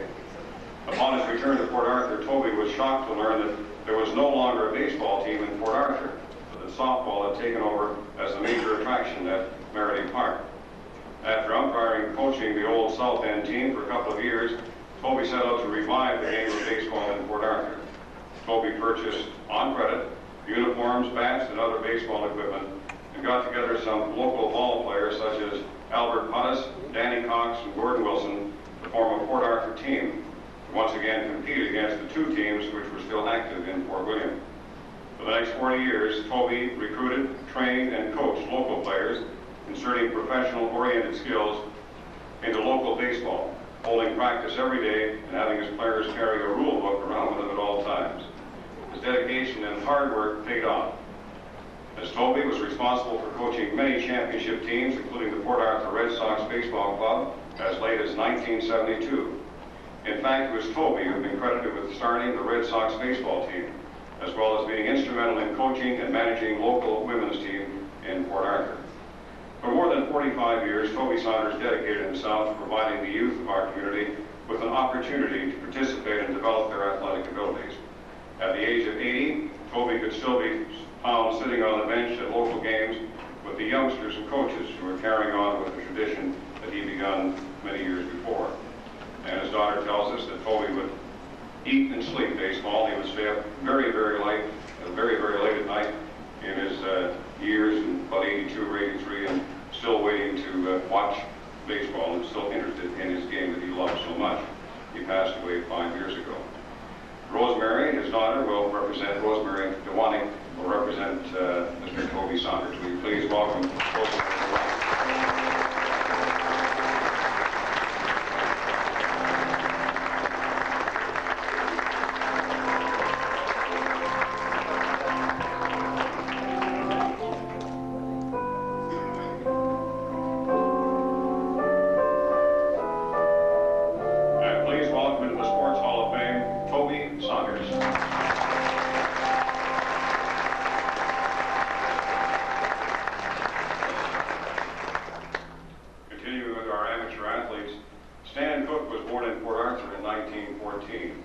His career as an amateur athlete covered some 55 years, having played on numerous teams in both Northwestern Ontario and abroad. It is difficult to place Stan in any particular category when considering which sport he truly excelled in, as he represented our region with distinction in a variety of sports, including hockey, baseball, rowing, swimming, golf, curling, football, and basketball.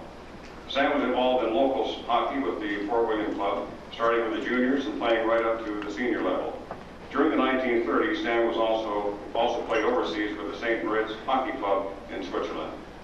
As a rower, Stan has a total of 5 gold medal winning crews, having completed successfully in St. Paul, Winnipeg, and Minneapolis in the events going on there.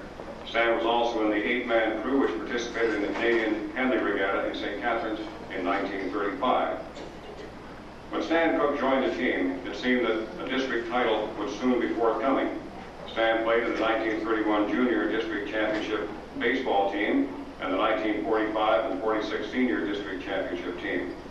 In 1936 and 1937, Stan quarterbacked the Dynamiters Championship baseball team to a District Senior Championship title in 1934 and 35, and in 1945 did the same thing in basketball. As an individual athlete, Stan also excelled. In 1931, Stan was the district men's freestyle swimming champion, and in 1948, he won the McGolrick Trophy as the Strathcona Golf Club, as well as claiming 2 holes in 1 in 1975 and 1980. Teach me, please. Stan's most recent involvement in sports has been in curling. From 1953 to 1955, Stan was on the Fort William Curling Club Championship rink, and in 1984 was on the first event-winning rink at the Northwestern Ontario 60-plus launch field, as well as the rink that won the Best Bass Trophy as that's the Bell Bass Trophy as the Elks Canadian Championship Tournament. Stan is still active in curling and golf, and he continues to exhibit the athletic skills which have contributed to his outstanding abilities as an all-round amateur athlete. Please welcome to the Northwestern Ontario Sports Hall of Fame, Stan.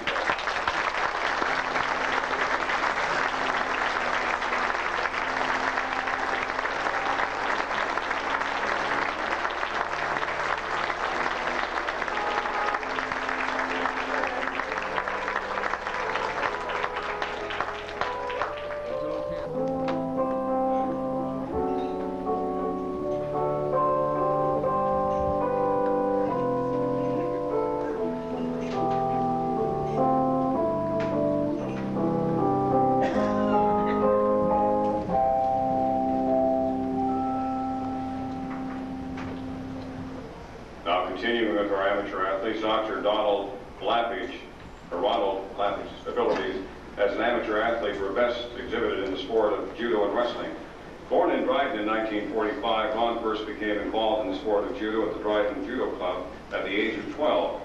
While attending Queen's University, Dr. Lappage became the captain of their judo team, and in 1964 won the light heavyweight division in the Ontario College Judo Championships. In 1966, Ron attended the University of Alberta, where once again he became the captain of the judo team and was a 5-time Western Canadian Intercollegiate Heavyweight Champion. In 1967, Ron won the Canadian University Heavyweight and Open Weight Championship titles and was selected to represent Canada at the World Student Games in Japan. From 1968 to 72, Ron was the 5-time Alberta Light Heavyweight Black Belt Champion. In 1974, he earned the 3rd degree black belt before retiring from national and provincial competition. While attending the University of Alberta, Ron became active in the sport of wrestling and once again proved his outstanding athletic abilities by winning university, provincial, and Canadian championship wrestling titles. In 1968-72, Ron was the Alberta Provincial Wrestling Champion in the 198-pound category for a total of 4 times. From 1969 to 1973, Ron competed in the Canadian Wrestling Championships and finished in the top 3 a total of 6 times, winning the Canadian Wrestling Championship title in 1970 in the 198-pound Greco-Roman class. In that same year, Ron went on to represent Canada at the World Wrestling Championships. Although retiring from competitive wrestling and judo in 1974, Ron has continued to participate in a variety of sports, including squash, running, and cross-country skiing. Ron is currently an associate professor of physical education at Lake University, where he has served as their judo coach and assistant wrestling coach. Ron has also served as the chairman of the Judo Canada's Coaching Certification Committee and has written portions of the Level 1 and 2 manuals, as well as conducting several judo clinics in communities around Northwestern Ontario. Ron Lappage. Please welcome into the Sports Hall of Fame, Ron Lappage.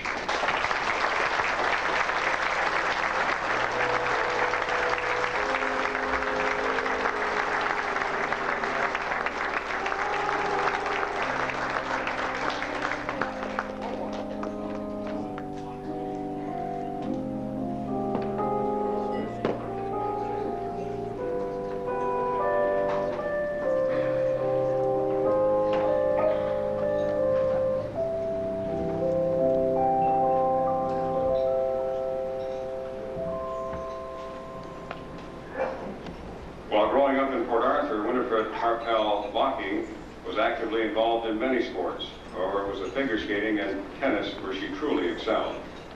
Winnifred first began figure skating in 1938 at the Thunder Bay Figure Skating Club, where she skated for a total of 10 years. In 1945, Winnifred was the winner of the Earl Beebe Trophy as the city's senior free skating champion, and in the same year, she earned her bronze medal test. 1945 and 1946, Winnifred appeared as the guest free skating soloist at the Dryden Winter Carnival at the Coppercliff Skating Carnival. Turning to the sport of tennis in 1944, Winnifred soon proved that she was just as talented on the court as she was on the ice. In her first year as a competitive tennis player, Winnifred won the City of Port Arthur Senior Ladies Double Tennis Championship title with her partner, Catherine Bliss. Winnifred went on to successfully compete in local and district tournaments at both the junior and senior level for the next 3 years. From 1944 to 1946, Winnifred won a total of 4 new Ontario tennis titles, 2 City of Port Arthur titles, as well as 3 titles in the Duluth Arrowhead Tennis Tournament Championships. In 1946, Winnifred went on to dominate the amateur tennis circuit at the provincial and national level.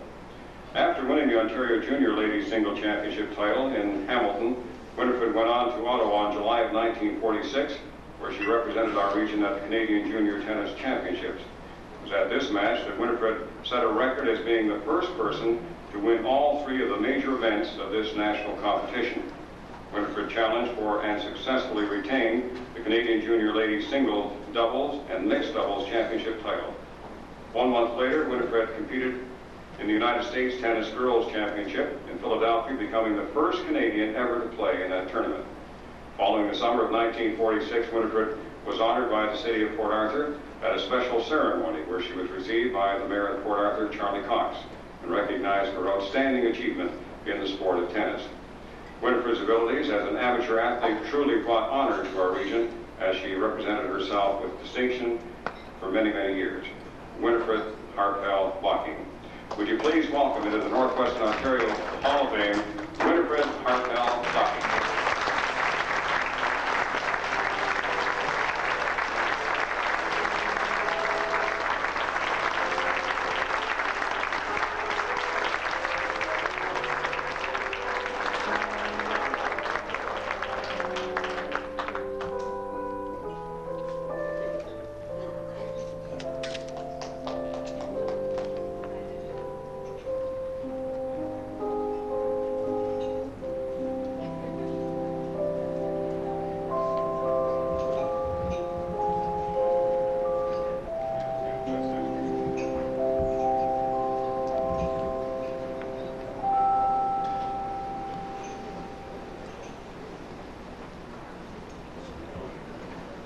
Turn now to our professional category. As the interest in Major League Baseball continues to grow in our country, there are more and more Canadian ball players setting their sights upon entering into the professional ranks. Of the Canadians who have made it to the majors, it is in fact a Fort William native who still holds the record as being the all-time Canadian leading ball hitter.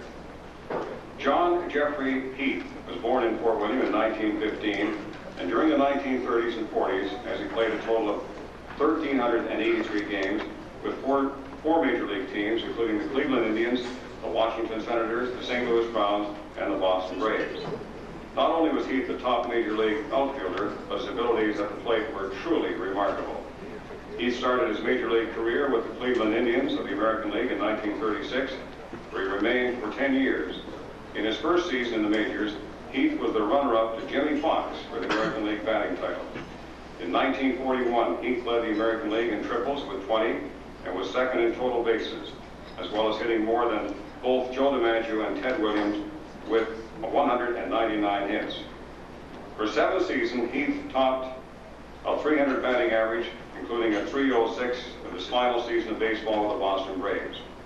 Heath's abilities in the field were also noteworthy, as was evident in the 1948 game when he led the National League in fielding and was twice selected to play in the All-Star game. In 1948, with the Boston Braves, Jeff and his team earned their way into the World Series. However, due to a broken leg received in the final game of the regular season, Jeff was forced to watch the game from the sidelines. Heath retired from professional baseball following the 1949 season, leaving behind him an impressive list of career statistics, including a total of 1,477 hits, 887 RBIs, 102 triples, 279 doubles, a career batting average of 293, 194 home runs, which included 3 Grand Slam home runs. After 14 years in the Major League, Heath retired from active play, only to go to work as a color commentator for the Seattle Rangers baseball coverage, as well as writing some World Series articles. Jeff Heath exhibited all of the qualities of an outstanding ball player during his impressive career: good power, speed, and defensive skills. By the way, Jeff Heath was the the very first speaker at the Sports Celebrity Dinner here in Thunder Bay back in 1955. He'll be represented by the former inductee and a well-known great ball player in his time, Ole Sutton. Ole Sutton.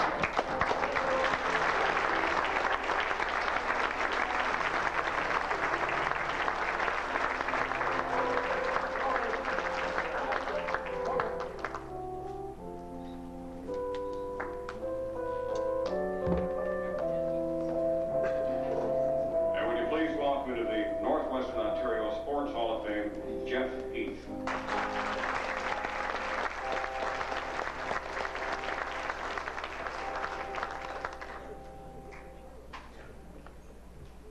Another truly great professional hockey player. His name, Benny Woit. Benedict. He was born in 1928 in Fort William. It was on our local ice rinks where Benny developed the outstanding defensive skills which led him to an exceptional hockey career, playing in championship teams at both the amateur and professional levels.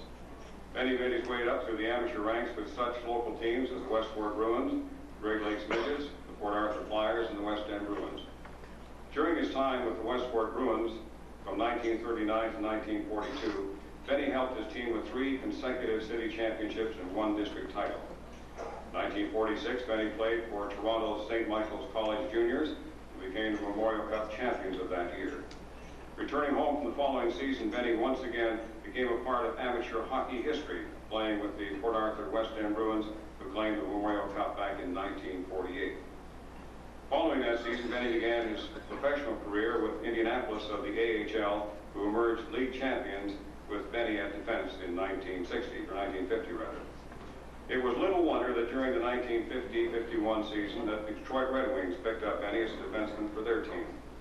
It was during Benny's stay in Detroit in the 1950s that the Red Wings dominated the Stanley Cup. Benny was an integral part of the Red Wings' success, exhibiting outstanding defensive abilities which contributed to his team's 3 Stanley Cup victories in 1951-52, 53-54, and 54-55. Following his 5th season with the Detroit team, Benny moved on to Chicago to play his final NHL season with the Blackhawks, leaving behind him an NHL record of 334 games played with 7 goals and 26 assists. His wife tells me he was a better defensive player. Had he had speed, he would have been another Paul Coffey. For the next 10 years, Benny continued to play hockey in the American Hockey League and the WHL and the EHL. During his 5-year stay with the Clinton of the EHL, Benny was selected as the EHL All-Star team player for 4 years and the AHL All-Star coach for 3 years. In 1967, Benny returned home to Fort William, where he coached the Fort William Hurricanes for 5 years, leading them to 2 local championship titles. From 1972 to 1975, Benny played for the Port Arthur Senior Bearcats before retiring from the game after more than 35 years of competitive hockey and action. Throughout his career, Benny Woit truly earned the pride and respect of local fans as they watched him continue to demonstrate so well the skills that allowed them to be part of so many great moments in hockey. Benny Woit. Please welcome to the Northwestern Ontario Sports Hall of Fame, Benny Woit.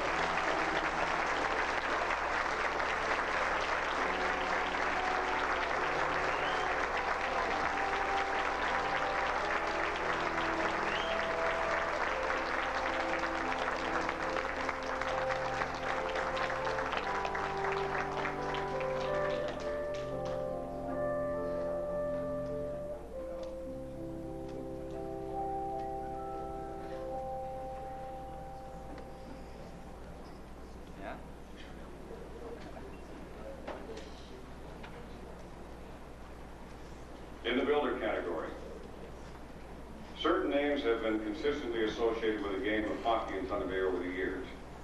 One such name belongs to Mr. Thomas Bernard McCormack. However, it is by the name of Bones, which he is best known. Bones McCormack has enjoyed close to 60 years of association with the game of hockey, both as a player and a builder. While growing up in Port Arthur, Bones McCormack enjoyed an impressive amateur hockey career, which covered some 10 years and culminated in an Allen Cup victory for the Port Arthur Senior Bearcats back in 1939. Following that season, Bones joined the Navy, and upon his return to Port Arthur in 1946, once again turned to the sport of hockey, however this time as a builder. Bones coached the Port Arthur Current River Comets the juvenile hockey team for 2 years before getting involved with the Port Arthur West End Bruins hockey team. While with the Bruins, Bones served as their secretary-treasurer for 6 years, as well as supervising their minor hockey program. Moving on to the Thunder Bay Amateur Hockey Association in 1956, Bones served as director for 14 years, acting as both vice president and president. In 1970, Bones became involved in the Amateur Hockey Executive of Canada, serving as the vice president of the Canadian Amateur Hockey Association for 6 years. The true mark of an individual's accomplishment can be measured by the respect that they earn from their peers. In the case of Bones McCormack, his contributions to the sport of hockey in Canada and Northwestern Ontario have been recognized as such. In 1978, Bones was awarded the highest honor of the CAHA, the Meritus Award. The same year became the first recipient of the TVAHA's Meritus Award, and in 1984 was selected a life member for the local league. For his outstanding contribution to sports, amateur sports, Thunder Bay Bones McCormack is once again be honored as he's inducted into our Hall of Fame tonight. One other thing I'd like to mention about Bones, it's kind of a sweet moment for him too, because in 1974-75, when the Thunder Bay Twins won the Allen Cup, he was also the vice president at that time of the CAHA and had the pleasure on the ice of presenting that cup to them. Please welcome in the building category, the Sports Hall of Fame, Bones McCormack.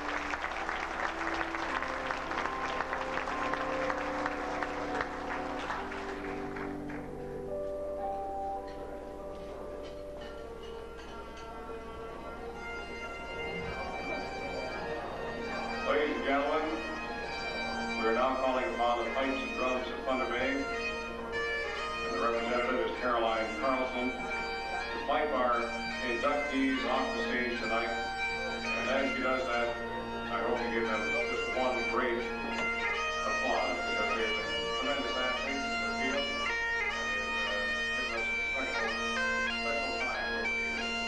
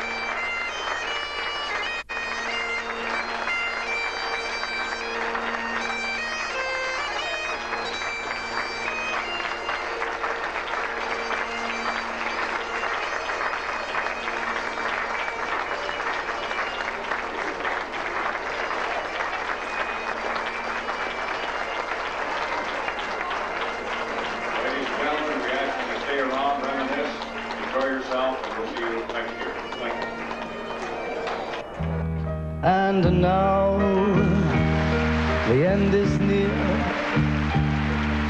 so I face the final curtain. My friends, I'll say it clear and state my case, of which I'm certain. I lived a life that's full, I traveled each and every highway and more, much more than this. I did it my way. Regrets, I've had a few, and then again too few to mention. I did what I had to do, and I saw it through without exemption. I planned each charted course, each careful step along the byway, and more, much more than this, I did it mine.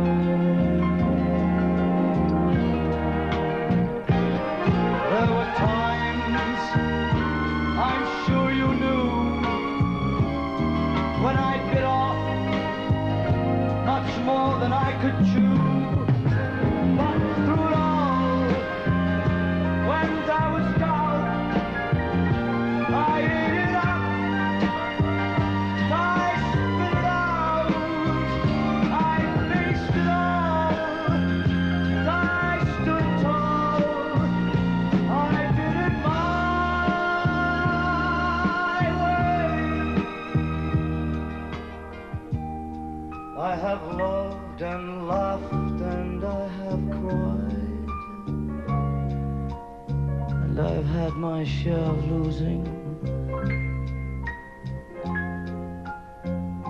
And now as tears subside, I find it amusing